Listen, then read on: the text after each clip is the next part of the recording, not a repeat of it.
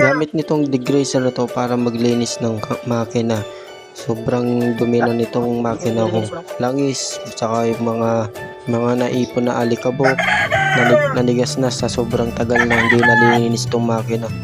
Itong degreaser na gagamitin ko, free sample lang to. So, sulitin ko na habang meron pa. Pero sa tingin ko hindi ata abot to sa sobrang kapal nitong langis, saka yung mga naipon na alikabok.